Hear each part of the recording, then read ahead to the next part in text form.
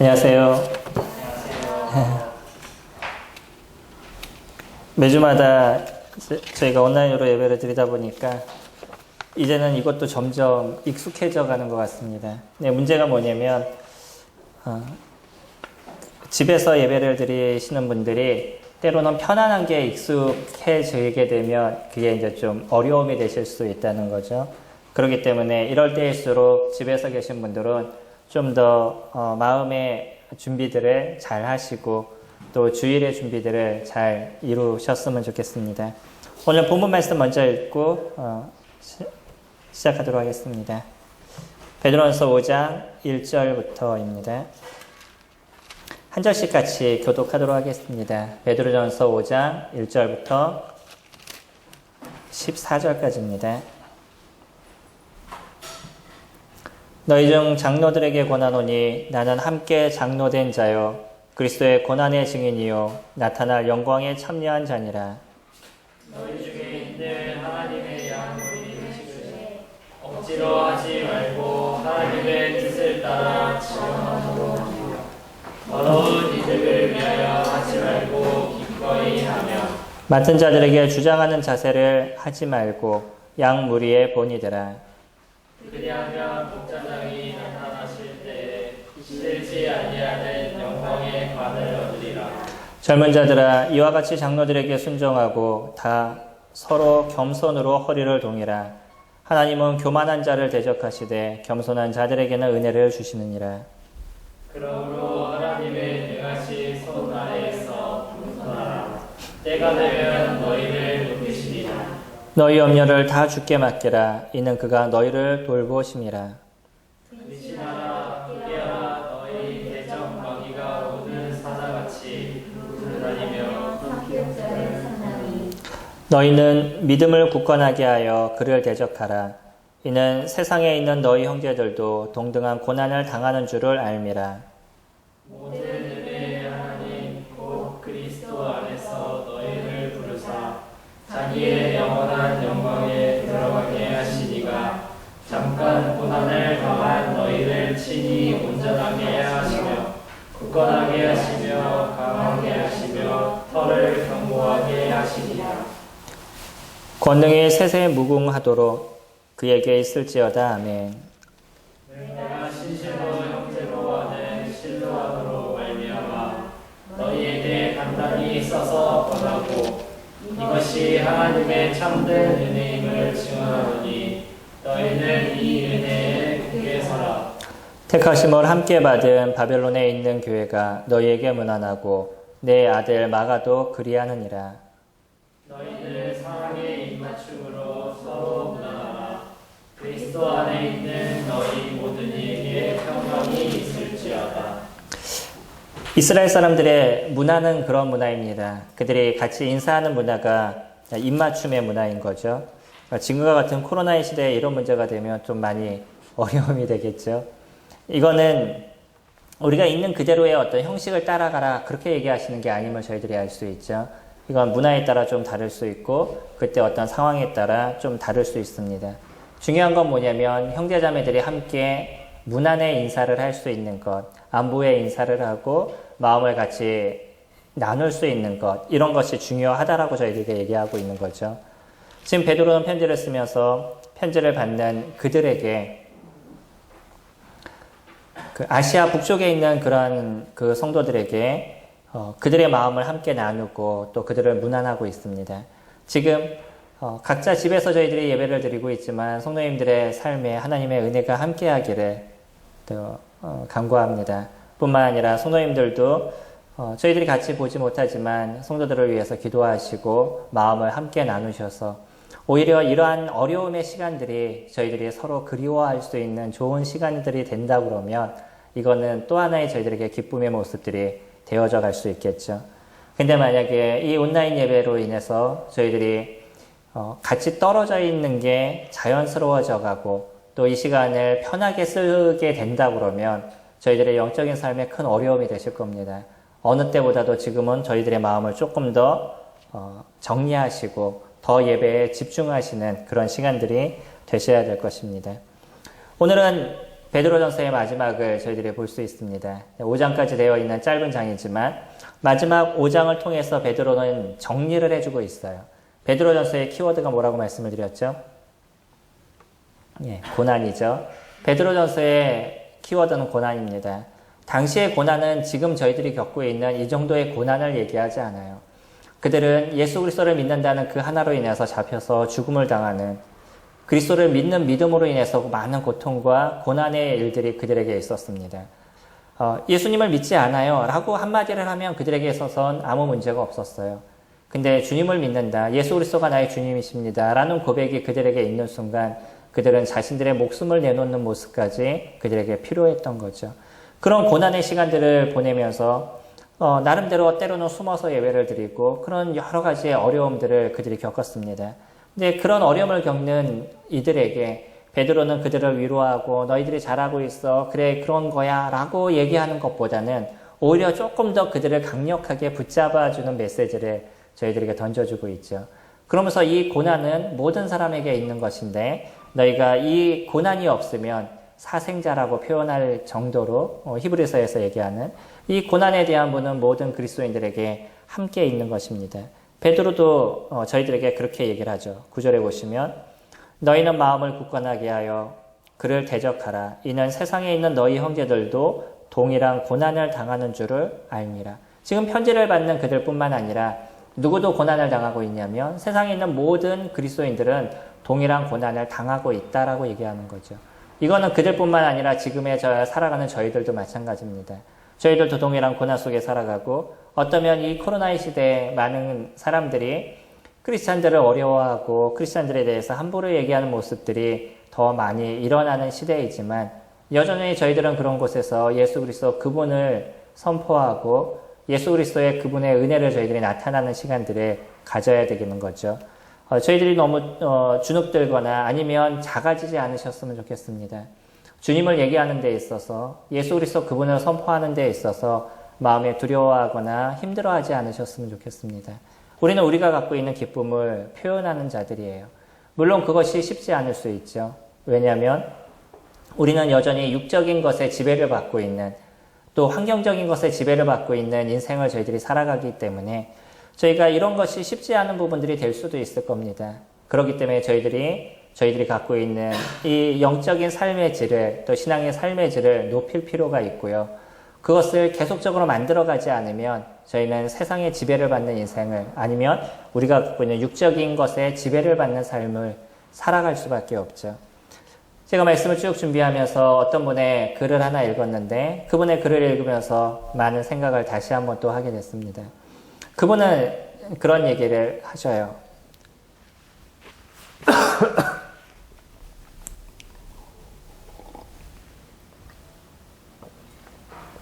어떤 열심히 믿음 생활을 이루었던 그런 한 분이 있었습니다. 그러나 그분에게서 좀 안타까웠던 건 그의 자녀들이 주님을 믿지 않았다는 거예요. 그는 성실하게 살았고 세상에서 열심히 그 그리스도의 삶을 살아갔던 그런 분이셨습니다.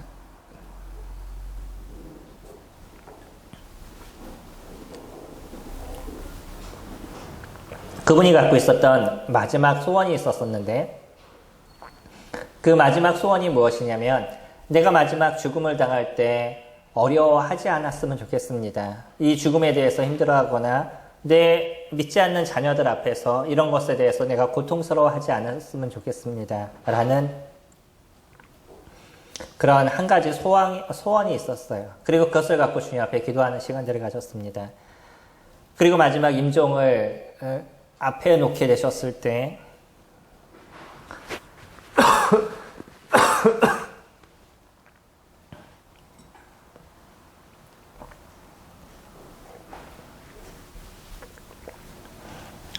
그분은 이 문제가 잘 해결되리라고 생각이 됐지만 여전히 그는 마지막 죽음에 대해서 두려워했던 모습을 나타냈다라고 얘기합니다.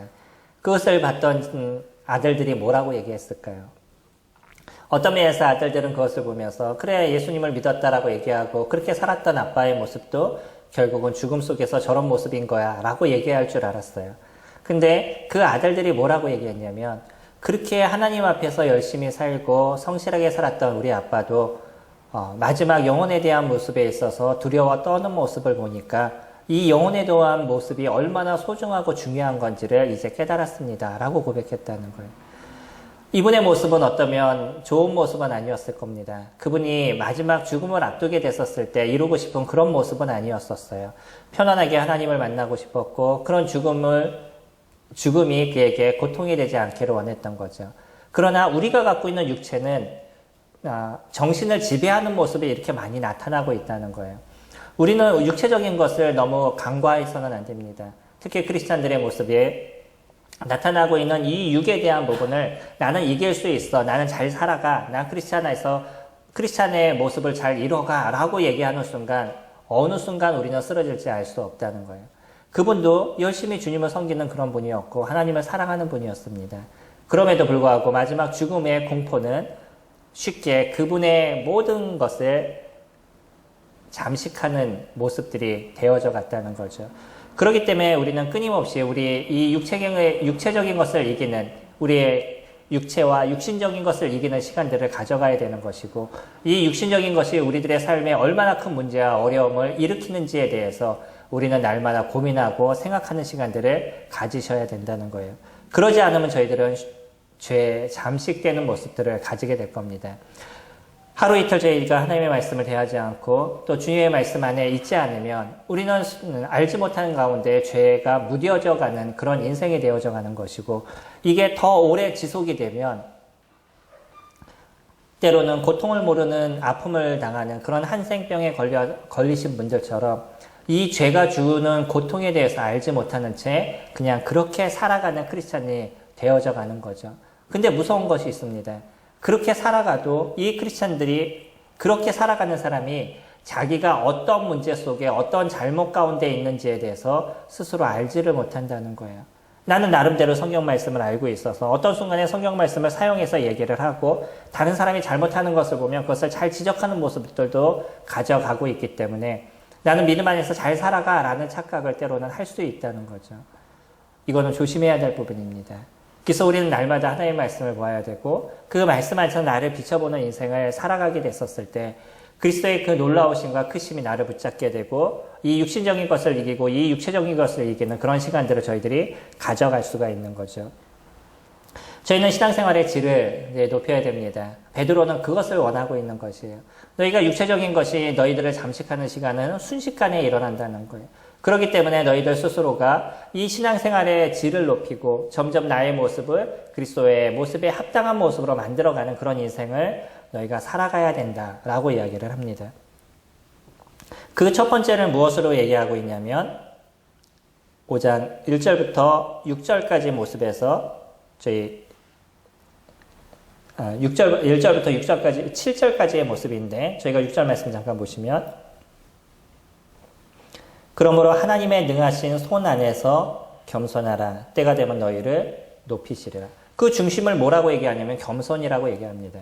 우리 신앙에 있어서 저희 신앙의 질을 높이는 게 뭐냐면 겸손인 거예요. 이 겸손은 그냥 사람들 앞에서 조금 자기를 낮추는 듯 하는 모습들. 아, 그래요, 형님, 뭐 제가 이렇게 못해요, 이런 자예요. 라고 그냥 사람들에게 좋은 형용사 어구를 사용하는 이런 겸손을 얘기하지 않는 거예요. 실질적으로 우리들의 마음을 낮추고 우리들의 마음이 연약하고 부족한 부분인 거에 대해서 고백할 수 있는 그런 자의 모습인 거죠. 여전히 우리들은 하나님 앞에서 그런 모습임을 저희들이 잊지 않아야 된다는 거예요. 내가 믿음 안에서 잘 살아가고 있어. 나는 그래도 잘 하고 있어. 라고 생각하는 순간 무너질 수 있다라고 아까 말씀을 드렸죠. 저희들의 모습은 그렇습니다. 내가 잘하고 있다라고 생각하는 순간에 걸려 넘어지는 모습이 금세 나타나게 돼요. 우리들 스스로가 부족함을 느끼고 그렇기 때문에 하나님이 나를 채우셔야 되고 주님의 말씀이 나를 채우셔야 된다는 것에 대해서 내가 잊지 않게 되면 끊임없이 그 한 발 한 발의 걸음을 걸어갈 수 있지만 그러지 않고 나는 어느 정도 됐어 라고 생각하는 순간에 넘어지는 거죠. 운전할 때가 그러잖아요. 제가 운전할 때 제일 많이 들었던 얘기가 그런 얘기입니다. 네가 잘한다라고 생각할 때 그때 사고가 날 거야 라고 얘기하시더라고요. 그때 당시에는 그것이 무엇인지 잘 몰랐어요. 근데 운전을 하다 보니까 어느 정도 내가 딱 숙달됐다고 생각이 나는 순간에 내가 원하는 대로 조금 더 달리고 내가 원하는 대로 좀 더 움직이고 그런 모습을 가지더라고요. 결국은 이제 그런 가운데서 몇 번의 사고가 나니까 그때 이제 절실하게 깨달은 것이 내가 아직도 배워야 되는 것이 많이 있구나라는 생각을 그때 더 가지게 됐었어요. 자전거를 탈 때도 그렇습니다. 자전거를 탈 때도 내가 좀 잘 탈 수 있어 라고 생각하는 순간에 사람들이 넘어지는 모습들을 가져가게 되죠. 이게 많은 사람들이 갖고 있는 실수예요. 그만큼 내가 그 편안함을 느끼면서 안식이 돼버리는 거죠. 나는 잘할 거라는 어떤 생각들, 더 이상의 나를 채워가는 모습들을 가져가지 않으니까 거기서 나타나는 문제들이 발생하게 되는 겁니다. 신앙생활도 동일한 것이에요. 근데 이 겸손에 대한 얘기를 하시면서 또 주님은 무엇을 중심으로 얘기하냐면 교회 생활의 삶에 대한 것을 저희들에게 얘기하십니다. 이 교회는요, 우리가 혼자 살아가는 것이 아니라는 것을 절실하게 느끼는 공간인 거예요. 우리가 그냥 교회를 왔다 그냥 집에 가는 이런 시간들을 갖는다면 그 안에서 성도들과 교제와 어떤 성도들과의 관계 속에서 생기는 문제들을 저희들은 잘 알지 못할 겁니다. 근데 조금 더 교회 안에 들어오고 성도들과 어떤 일들을 만들어가고 주님의 일을 이뤄가는 일들을 이뤄가다 보면 거기에서 서로가 다른 사람들이 갖고 있는 성질과 그 사람들이 갖고 있는 성격과 아니면 은사와 이 여러 가지가 부딪히는 것을 느끼게 돼요. 그래서 내가 생각은 이래요. 근데 저 사람 너무나 다르다는 것을 얘기를 하죠. 이것이 너무나 마음에 안 드는 거예요. 그러다 보니까 거기에 대해서 같이 언성을 높이고 때로는 그것에 대해서 서로 화를 내고 이런 문제들도 교회 가운데서 많이 발생하게 되죠. 근데 왜 주님은요? 왜 우리에게 혼자 신앙생활을 하라라고 얘기하지 않고 함께 신앙생활을 하게 만드셨냐는 거예요. 우리 에베소서 말씀을 보면 하나님께서 재미있는 표현을 쓰시는데 에베소서 3장 10절에 신약 312페이지입니다. 에베소서 3장 10절 말씀 보시면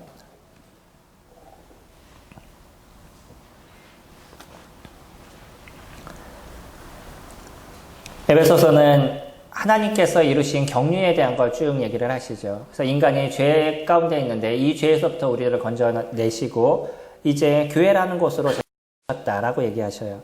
그러면서 교회를 표현하실 때 3장 10절에 이는 이제 교회로 말미암아 하늘에 있는 통치자들과 권세들에게 하나님의 각종 지혜를 알게 하려 하심이라.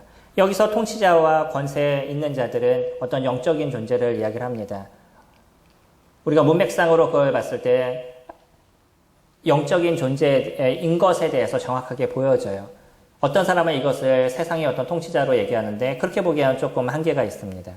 영적인 통치자들로, 영적인 존재들로 우리가 보게 됐을 때 이 영적인 존재들이 생각하고 있는 인간의 모습은 아담과 하와부터 시작이 되는 거죠. 아담과 하와는 하나님께서 만드시고 모든 그들이 누릴 수 있는 것을 다 주었음에도 불구하고 결국은 하나님을 배반하고 하나님을 배척하고 사단에게 갔던 존재예요.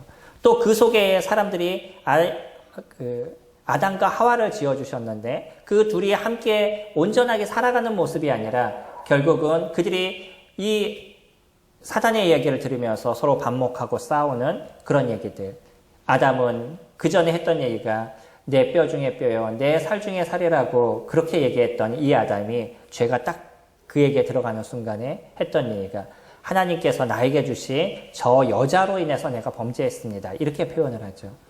이게 사람이 함께 하는 데 있어서 어려움의 문제를 갖고 있다는 거예요. 그런 모습을 이 영적인 존재는 지켜봤습니다. 그러니까 이 영적인 존재들이 갖고 있는 생각은 인간은 같이 있으면 싸워, 같이 있으면 어려움의 문제가 발생해 라고 그들은 생각하고 있는 거죠.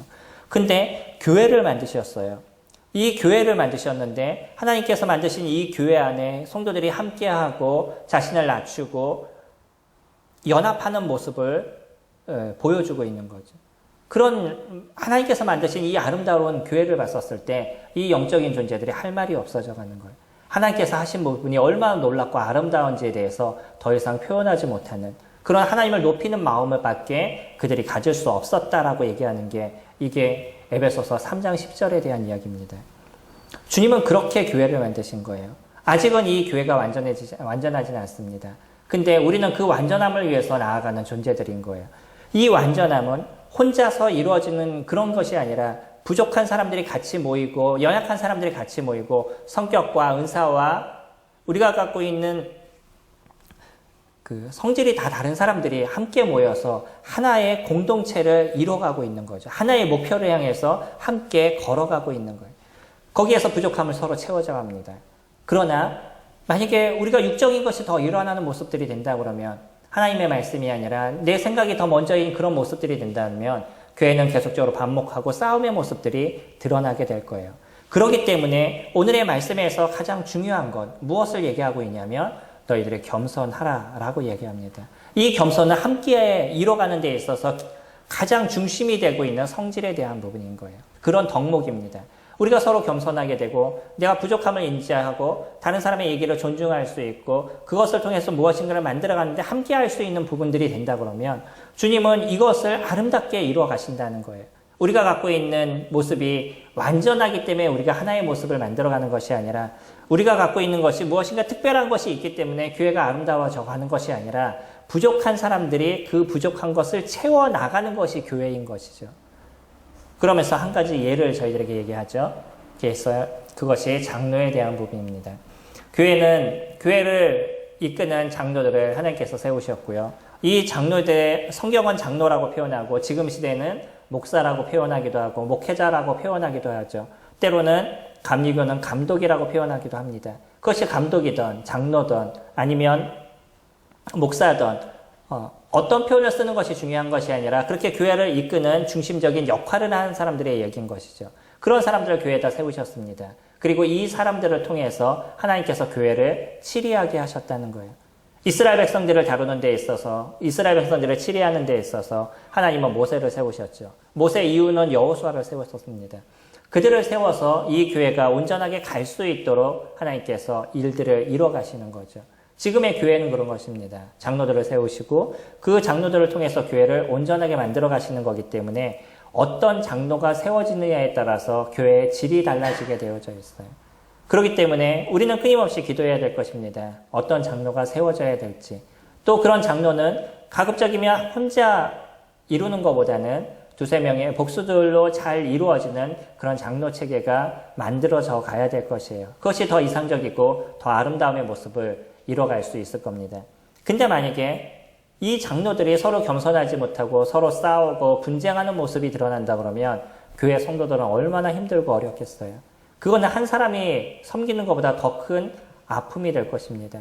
그렇기 때문에 장로들 스스로가 겸손이 무엇인지를 배우는 사람들이 그런 일들을 이뤄가야 된다는 거죠. 보통 장로라 그러면 나이가 든 사람을 얘기를 하는 거죠. 원래 원어적인 의미로 얘기하면 나이가 많이 드신 분들, 이런 분들을 장로라고 얘기하는데 성경에서는 그런 개념으로 얘기하고 있지 않습니다. 때로는 그래서 나이가 어느 정도 들면 나는 장로야 라는 표현, 아니면 나는 목회자야 라는 표현을 쓰는 경우도 있는데 성경은 그렇게 얘기하지 않는다는 거예요. 성경에서 이 장로의 역할을 이야기할 때 오늘은 몇 가지를 표현합니다. 1절에 보시면 너희 중 장로들에게 권하노니 나는 함께 장로된 자요. 베드로도 자기 스스로가 장로라고 얘기를 하죠. 그리스도의 고난의 증인이요 나타날 영광에 참여할 자니라 라고 얘기합니다. 이 고난의 증인이다. 예수 그리스도의 고난의 증인이다 라고 베드로는 얘기하죠. 그는 예수 그리스도의 죽으심을 직접 보았습니다. 그렇기 때문에 그것을 증거하는 데 있어서 어떤 누구보다도 강력하게 증거할 수 있는 그런 존재다 라고 얘기를 하죠. 그리고 이제 예수 그리스도 그분이 이 땅에 나타나게 됐었을 때 완전한 영화에 함께 참여할 수 있는 그런 자라고 얘기를 합니다. 그러면서 2절에 너희 중에 있는 하나님의 양무리를 치되 억지로 하지 말고, 장로의 가장 기본적인 덕목이 뭐냐면 성도들을 섬기는 일들인 거죠. 목자가 양을 치듯이 양들이 어려움을 당하지 않고 아픔을 당하지 않듯이, 또 그들이 어떤 고통과 아니면 병에 걸리지 않도록 그들을 도와주고 챙겨주는 그런 일들을 이루듯이 장로들이 하는 일들은 이 양무리를 치는 일들을 이루갑니다. 그 양무리를 지시하고 내가 원하는 대로 끌고 가고 그러는 것이 아니라 이들이 어떻게 푸른 초장으로 가서 바른 것을 먹고 바르게 자라갈 수 있을지, 편안함과 안식 가운데 그들이 어떻게 살아갈 수 있을지, 아니면 주위에서 나타나는 그런 공격들, 사자라든지 일이라든지 이런 잘못된 것으로부터 그들을 어떻게 보호할지에 대해서 끊임없이 고민하고 생각하는 존재가 그게 목자인 거죠. 마찬가지로 우리가 교회를 섬기는 사람들을 목회자라는 표현을 쓰는데 이 목회자가 포이메인이라는 그런 목자라는 곳에서 파생이 된 겁니다. 교회를 섬기는 자는 그렇게 목자와 같이 끊임없이 양들 하나하나를 살피고 보살피는 그런 일들을 이뤄가는 존재예요. 그런데 그런 일을 이뤄갈 때 어떠한 사람이어야 되냐면 억지로 하지 말고 하나님의 뜻을 따라 자원함으로 하다라고 얘기합니다. 이 자원함이라는 것은 이런 일들이 나에게 주어지게 됐었을 때 주님 제가 그렇게 하겠습니다. 제가 그렇게 주님 양들을 먹이는 일들에 대해서 제가 그 일을 순종하겠습니다. 라고 고백하는 그런 자원입니다. 이거는 잘못 생각하게 되면 어떤 순간에 그래 내가 장로를 하죠. 이제 난 장로가 되기를 원합니다. 라고 얘기하는 자기 스스로 자기를 자천하는 그런 거라고 보여줄 수 있는 겁니다. 그러지 않습니다. 여기에서 얘기하는 장로라는 건 교회에서 인정이 되고 교회에서 당신이 이런 일들을 이뤘으면 좋겠습니다. 당신이 우리를 섬겼으면 좋겠습니다. 목자로서 우리들 가운데 함께 하셨으면 좋겠습니다. 라고 교회적으로 얘기했었을 때 이런 일들에 대해서 예, 제가 그렇게 하겠습니다. 라고 고백할 수 있는 그런 그런 자원을 얘기하고 있다는 거예요. 내 스스로 나를 청구하는 것이 아니라 성도들이 그것을 인정하고 그런 일들을 이루어가게 됐었을 때 제가 하기 싫은데요. 뭐 억지로 별 수 없이 그냥 해보죠. 라고 얘기하는 그런 게 아니라는 거예요. 별 수 없이 하는 사람들은 그만큼 성도들에게 고통을 주고 아픔을 줍니다.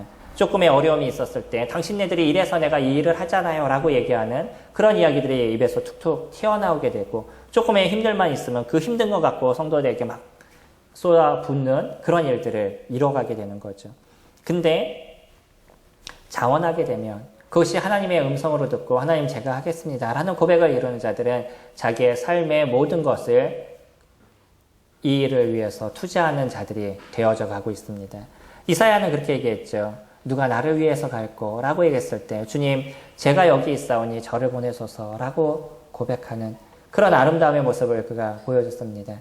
저희들에게 있어서도 그러한 고백을 이룰 수 있는 사람들이 일어서야 될 것입니다. 그런 사람들이 장로의 자질이 있는 사람이고 그것을 이룰 수 있는 사람들인 거죠. 그래서 3절에 보시면 맡은 자들에게 2절 그 다음에 보시면 자원함으로 하며 더러운 이익을 위하여 하지 말고 기꺼이 하며 이 더러운 이익이라는 것은 일꾼이 물질을 받거나 이것이 더럽다라고 얘기하는 게 아니죠. 내가 이것을 통해서 얼마를 벌까? 내가 이것을 통해서 내 삶이 얼마나 좋아질까? 뭐 이런 것을 생각하는 물질에 더 고민을 갖고 있는 사람들입니다. 어쩌면 저희 교회에서 이런 목회를 하는 사람들이 물질을 생각하면서 목회를 하는 사람들은 거의 없을 거예요.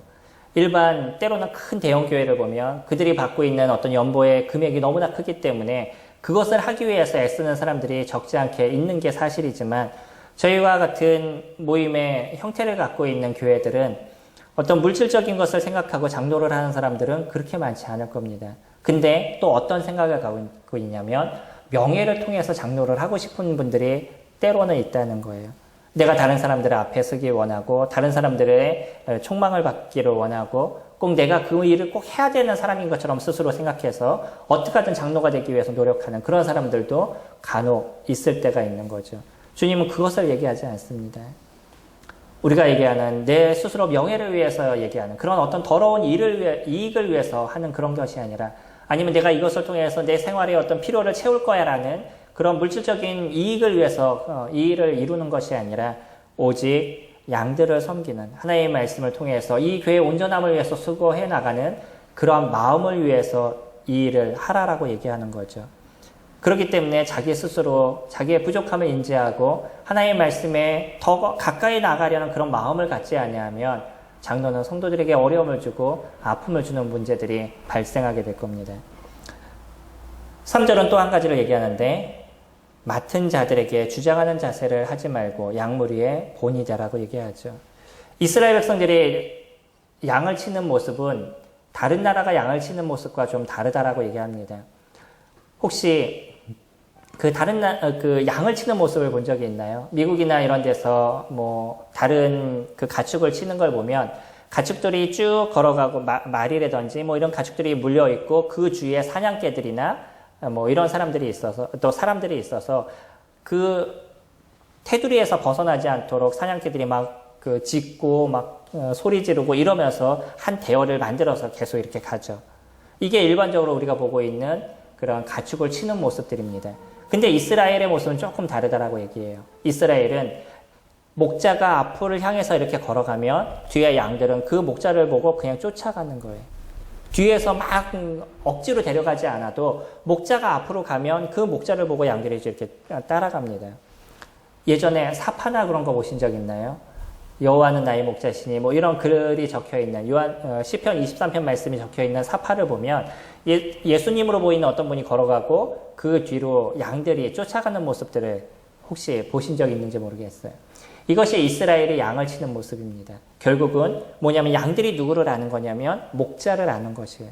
그래서 목자만 쫓아가면 문제가 없어라고 생각하니까 양들은 그 목자를 보고 걸어가는 것이죠. 이게 여기서 얘기하고 있는 양무리의 본이다라고 얘기하는 겁니다. 내가 주장해서 그들을 끌고 가는 것이 아니라 그 목자가 본으로서 자기의 길을 걸어가게 되면 교회는 그것을 보고 성도들은 그것을 보고 쫓아가는 모습들이 되어져 간다는 거예요. 그래서 만약에 목자가 그런 본을 보이지 못하는 모습이 되면 성도들은 거기서 우왕좌왕하게 되고 마음의 상처를 받게 되고 어려움을 받게 되는 거죠.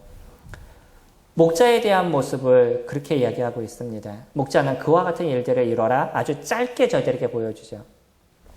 디모데전서라든지 디도서는 목자가 가져야 될 몇 가지 도덕적인 모습에 대해서 더 자세하게 설명을 해주고 있는데 베드로는 그것보다는 그 사람이 가져야 될 아주 굵직한 몇 가지를 던져주고 있는 거죠.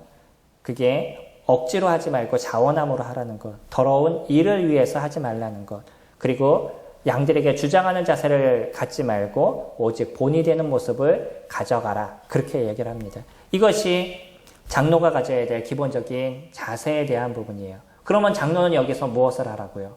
하나님 앞에서 겸손한 모습을 가져라 라고 얘기하는 거죠. 성도들 앞에서 군림하는 그런 자가 아니라 성도들 앞에서 겸손함에 허리띠를 묶을 수 있는 그런 모습을 목자도 가지라는 거예요. 이거는 쌍방간에 같이 할 것을 얘기합니다.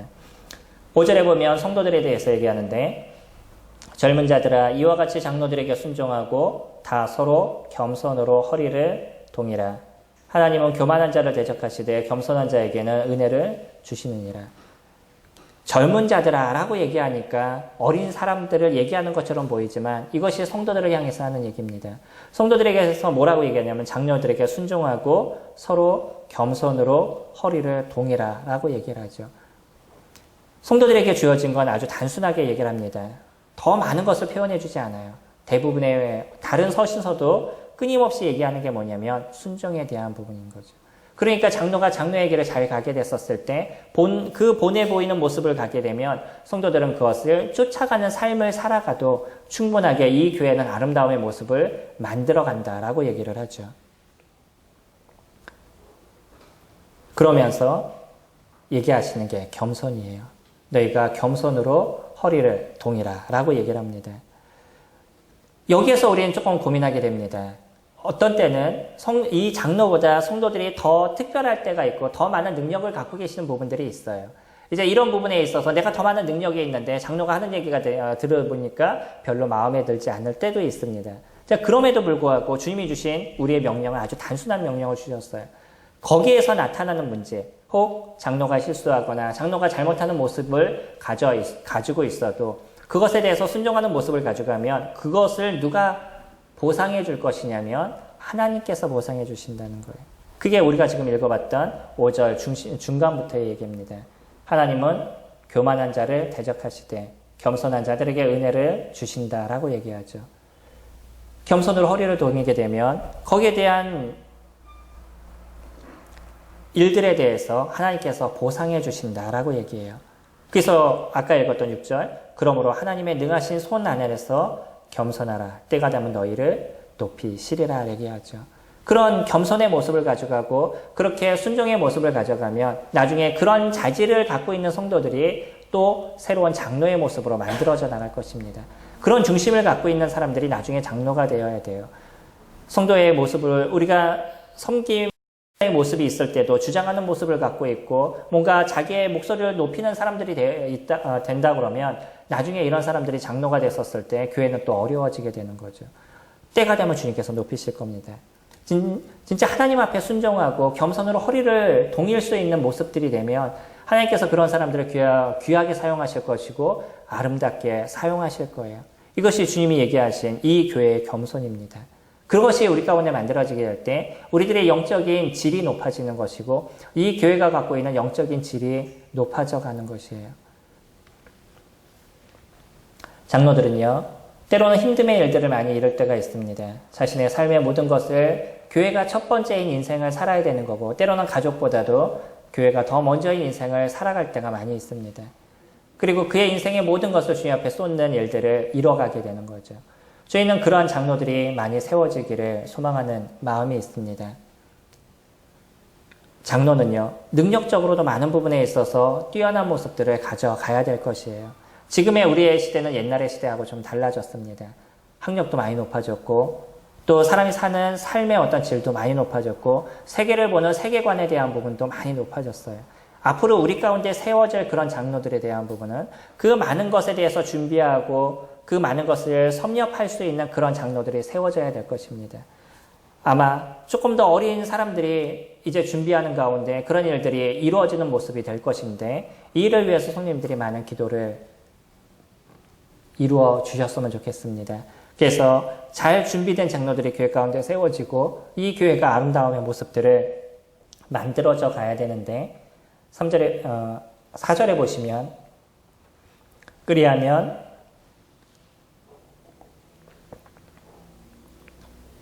목자장이 나타나실 때 시들지 아니하는 영광의 관을 얻으리라. 이게 장로에게 주어진 은혜인 것이에요. 너에게 많은 물질을 채워주겠다. 너의 인생에 대해서 내가 부하게 도와주겠다. 주님 그렇게 저희들에게 약속하지 않으셨어요. 무엇에 대한 약속을 하셨냐면 목자장이 나타나실 때 시들지 아니하는 영광의 관, 면류관을 얻겠다라고 얘기하죠. 어떤 것보다 우리에게 가장 아름다운 것이 무엇이겠어요? 주님이 오셨을 때 우리의 머리 가운데 그의 면류관을 씌워주시는 것, 이 영광의 면류관을 씌워주시는 모습이 된다 그러면 이 세상에 어떤 것을 우리가 받지 않는다 해도 가장 아름다움과 기쁨을 그 환희를 그때 우리가 느낄 수 있을 것입니다. 이거는 누구에게만 주어지는 것이냐면 교회를 섬기는 장로들에게만 특별하게 주어지는 그런 면류관으로 저희들 가운데 보여지고 있어요. 이 일을 위해서 소망하는 우리 형제들이 되었으면 좋겠습니다. 우리 교회 가운데 이제 섬기는 많은 분들 중에 이런 아름다움의 영광의 면류관을 얻을 수 있는 그런 장로들이 교회 가운데 세워졌으면 좋겠습니다. 근데 거기에 대한 중심이 무엇이냐면 겸손이라는 것이에요. 이것을 놓치는 순간 어떤 것도 이룰 수 없을 것입니다. 이거는 성도들에게만 얘기하는 것이 아니라 장로들에게 특별하게 얘기하고 있는 것이에요. 이런 겸손이 우리 가운데 잘 만들어지게 되면 이 교회는 아름다움의 모습들을 이뤄갈 수 있고 서로 연합하고 하나의 모습을 가져갈 수 있는 거죠. 우리는 지금도 많은 교회가 서로 반목하고 싸우고 자기의 목소리를 나타냄으로 인해서 얼마나 힘들고 어려움의 모습들이 일어나고 있는지를 보고 있습니다.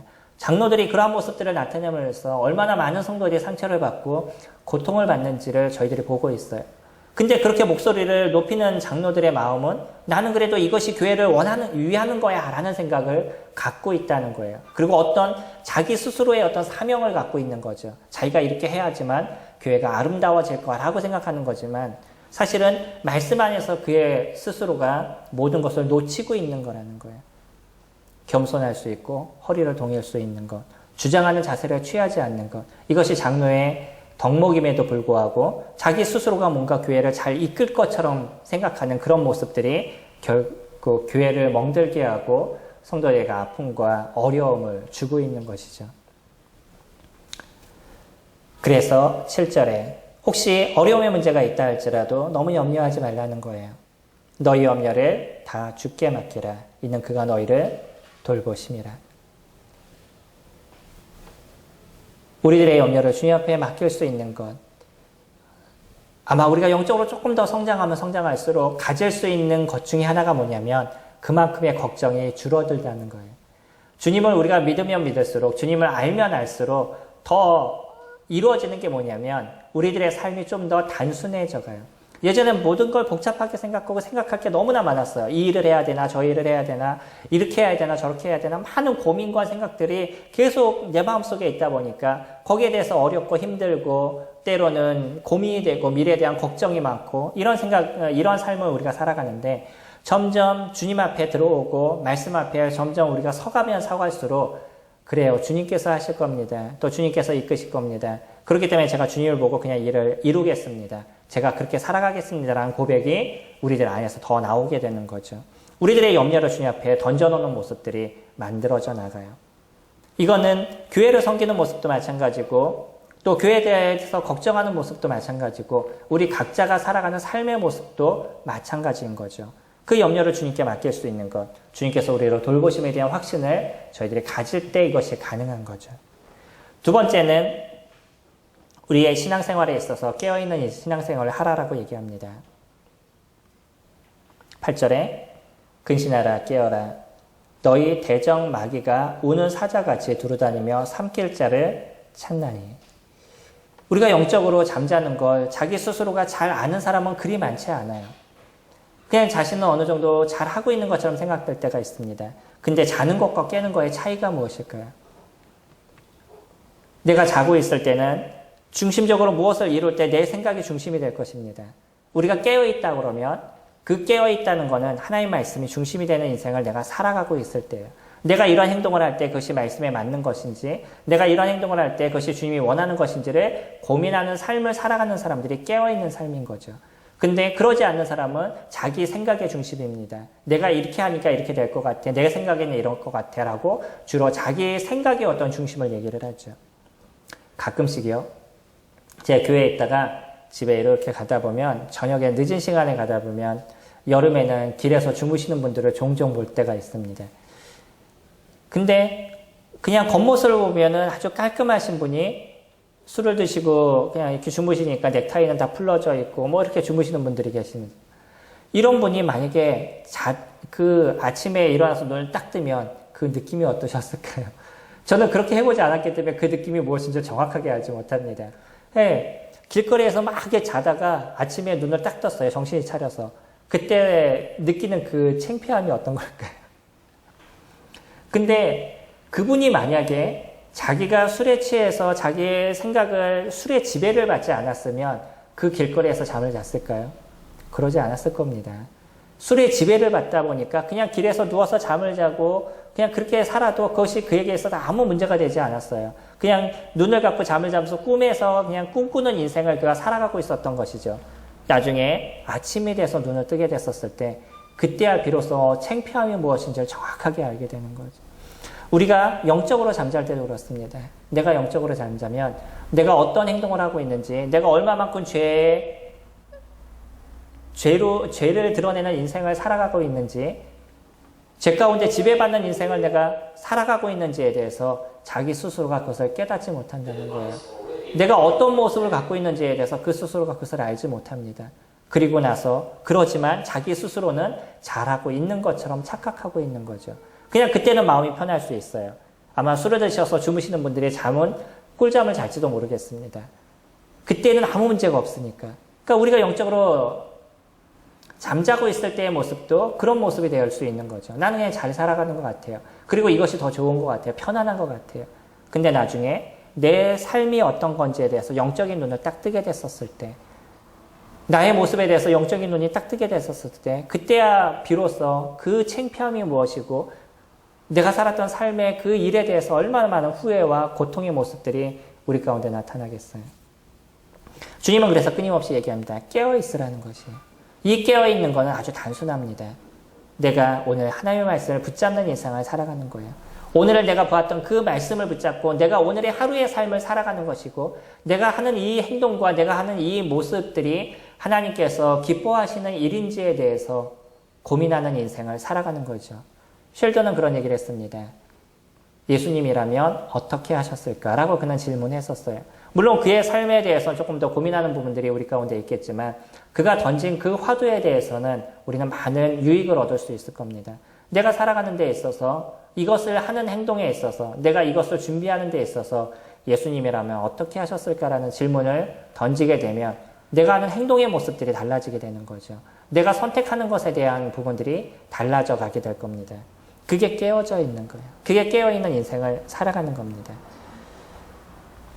대적마귀가 우는 사자같이 두루다니며 삼킬자를 찾나니 너희는 마음을 굳건하게 하여 그를 대적하라. 우리가 사단을 이기는 건 단순합니다. 그 사단을 이길 수 있는 것은 대적하는 것이에요. 음행에 대해서는 또 다른 얘기를 하시죠. 그거는 피해라 라고 얘기하는데 우리가 이길 수 있는 게 아니라는 겁니다. 음행은. 어떤 그 음행과 관련된 문제는 피해야 되는 거예요. 그 자리를 떠나야 되는 거예요. 근데 사단은요. 우리가 대적해 싸워라 라고 얘기하는 거예요. 그러면 그가 너희를 피하리라 라고 얘기하죠. 우리가 그를 대적해 나가면 사단은 우리를 무서워서 피한다는 거예요. 이게 야고보가 저희들에게 얘기하고 있는 말씀이죠. 야고보도 베드로도 동일하게 사단에 대한 이야기를 합니다. 그래서 그를 대적하라라고 얘기해요. 왜냐하면 우리 안에 있는 예수 그리스도 그분이, 우리 안에 있는 성령 하나님 그분이 우리와 함께 싸우기 때문에 내가 그것을 인지하고 내가 그것을 생각하면 충분히 사단을 대적할 수 있는 힘이 저희들에게 있고요. 내가 그런 문제에 대해서 싸우고 대적하는 우리들의 모습이 되면 사단은 다시는 그런 문제에 대해서 우리를 건드리지 않는다는 거예요. 근데 우리가 얕보이면 쉽게 저희들을 대적하게 되는 거예요. 저희 집에 고양이를 키우는데 길고양이를 돌봐주는데 아주 재밌는 게 뭐냐면 자기 나름대로 우리 집에 서열을 그가 정해놨었어요. 그래서 제가 한마디를 하면 무서워서 좀 피해요. 근데 저희 주혁이가 얘기를 하면 듣지를 않아요. 걔 입장에서 뭐냐면 주혁이는 그냥 자기보다 서열이 낮은 존재라고 생각하는 거예요. 얕잡아 보인 거죠. 우리 아이는 더 예쁜이가 더 잘해준 거예요. 더 어렵게 해주지 않았던 거죠. 근데 고양이가 생각했을 때 이것을 얕본 거예요. 사단의 모습이 저희들에게 그렇습니다. 우리가 사단을 무서워하고 그들의 어떤 얘기에 대해서 쉽게 동화되고 이런 인생을 저희들이 살아가게 되면 사단은 저희들을 얕잡아 보게 된다는 거예요. 그것에 대해서 싸우시기 바랍니다. 어려움의 문제가 있으면 그 어려움에 대해서 힘들어하지 말고 그것을 대적해서 싸우시기 바랍니다. 그러면 그런 일들에 대해서 이길 수 있는 힘이 저희들에게서 나타나게 될 거예요. 엘리야 시대에 아락 군대가 쳐들어왔습니다. 이 아락 군대가 쳐들어오는 모습을 보면서 함께 엘리야를 섬기고 있었던 그런 하인들이 마음에 두려움을 느꼈었어요. 그리고 이거 어떻게 해야 됩니까? 라고 막 허둥지둥 이렇게 떨었습니다. 그때 엘리야가 너무 두려워하지 말라는 것이에요. 우리의 아군들이 저들의 숫자보다 더 많다라고 얘기를 합니다. 근데 이 하인은 이해가 되지 않는 거예요. 지금 있는 건 엘리야, 거기 있는 몇 명 밖에 없었는데, 아니면 이스라엘이라는 나라 자체가 그때 연약했기 때문에 쉽게 무너질 거라고 생각했는데, 전쟁에 질 거라고 생각했는데, 엘리사는 그렇게 얘기하지 않았어요. 그래서 그 다음에 엘리사가 했던 얘기가 이 하인의 눈을 띄워주는 거였었어요. 그가 영적인 눈을 뜨게 됐었을 때 하늘에 있는 그 천사들이 얼마나 많은 천사들이 거기서 준비하고 있는지를 보게 된 거예요. 그리고 나서 그에 대한 모든 두려움이 사라졌습니다. 이게 열왕기하 6장 8절에서 저희에게 보여주고 있는 하나의 사건에 대한 이야기인 거죠. 우리들도 영적인 눈을 뜨게 되면 우리 뒤에 계신 성령 하나님, 우리를 지키시는 그 하나님의 모습이 어떤 건지를 저희들이 보게 되죠. 그리고 나서 충분하게 싸우고 이길 수 있는 힘이 저희들에게 있다는 것에 대해서 저희들이 깨닫게 될 것입니다. 싸우시기 바랍니다. 사단은 대적하는 것이에요. 그럼 사단이 저희들을 함부로 건드리지를 않는다라고 얘기를 합니다. 10절에 보시면 모든 은혜의 하나님 곧 그리스도 안에서 너희를 부르사 모든 은혜의 하나님 곧 그리스도 안에서 너희를 부르사 자기의 영원한 영광에 들어가게 하시니가 잠깐 고난을 당한 너희를 친히 온전하게 하시고 굳건하게 하시고 강하게 하시며 털을 견고하게 하시리라. 우리를 어떻게 붙잡아 준다라고 얘기하고 있어요. 우리가 잠깐 고난은 당하지만 우리를 온전하게 하시고 굳건하게 하시고 강하게 하시고 털을 견고하게 하신다. 이게 하나님께서 저희들에게 주신 약속인 겁니다. 주님을 붙잡으시기 바랍니다. 사단을 대적하시기 바랍니다. 그분께서 저희들을 온전하게 하시고 저희들을 굳건하게 하시고 강하게 하시고 저희들의 털을 견고하게 하실 것입니다. 바울은 그런 표현을 썼죠. 제가 여호와를 의지해서 담을 뛰어넘나이다 라고 얘기해요. 내가 여호와를 의지해서 적군하게 달리면 내가 여호와를 의지하여 담을 뛰어넘습니다 라고 그가 고백을 하고 있어요. 다윗의 능력이 많아서가 아니라 하나님을 의지하니까 적군에게 달려가는데 두려움을 갖지 않는다는 거예요. 하나님께서 함께 하실 것에 대해서 그가 믿는다라고 얘기하는 거죠. 저희들의 영적인 질을 높이시기 바랍니다. 그리고 오늘 그 하나님의 말씀을 붙잡고 깨어있는 인생을 살아가시기 바랍니다. 그러면 주님께서 저희들을 견고하게 하실 것이에요. 저희들을 굳건하게 하실 것입니다. 사단의 어떤 괴계가 우리 가운데 있어도 그것을 이길 수 있는 힘을 저희들에게 주실 거예요. 혹 우리가 쓰러진다 할지라도 다시 오늘 일어나서 그의 말씀을 붙잡는 모습들을 가지게 되면 하나님께서 우리를 온전하고 완전함의 길이 무엇인지를 알게 하여 주실 겁니다. 저희가 이 세상을 살아가는 데 있어서 힘든 일들은 많이 있을 거예요. 어쩌면 믿지 않는 사람들보다 안 되는 일들도 많이 있을 것입니다. 그러나 그런 것에 대해서 너무 두려워하지 마시기 바랍니다. 여전히 하나님은 저희들을 바르게 이끄시는 일들을 이뤄가시는 거예요. 간혹 제가 이해가 안 될 때가 있어요.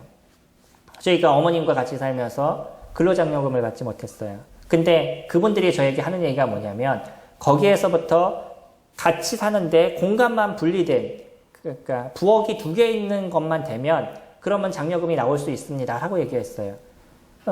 그러나 저희가 같이 살고 있으니까 이제 그동안 받지 않다가 저희가 아시는 것처럼 밑에 층으로 이제 저희가 내려왔습니다. 그래서 밑에 층으로 내니까 공간이 분리됐죠. 근데 공간이 분리돼가지고 다시 근로장려금을 신청을 했어요. 그게 또 안 나왔어요. 그래서 왜 안 나왔냐고 물어보니까 올해부터 법이 바뀌어서 같은 집에 살면 안 됩니다 라고 얘기하더라고요. 저희가 작년에 했으니까 받을 수 있는 건 올해부터 받는 거예요. 근데 올해부터 법이 바뀌어서 또 안 된다는 거죠. 그래서 제가 느낀 게, 주님이 이것을 저한테 허락하시는 것이 아니었구나.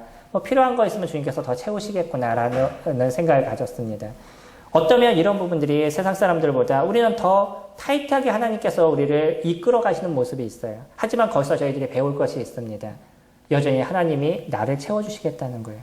다른 걸로 내가 채움을 받지 못해도 하나님께서 그것을 채워주시겠다는 겁니다. 오늘 저희들은 영적인 질을 높여라 라는 주제로 같이 살펴봤습니다. 성도님들, 어떻게 영적인 질을 높이실 것이에요? 오늘 저희들이 보았던 것처럼 저희가 겸손함을 통해서, 또 저희들이 오늘 살펴봤던 것처럼 저희가 영적으로 깨어있음을 통해서 저희들의 영적인 질을 높일 수 있습니다. 그것을 높임을 통해서 사단을 대적하고 누구보다도 강건한 삶을 살아가는 저와 성도님들이 되기를 소망합니다.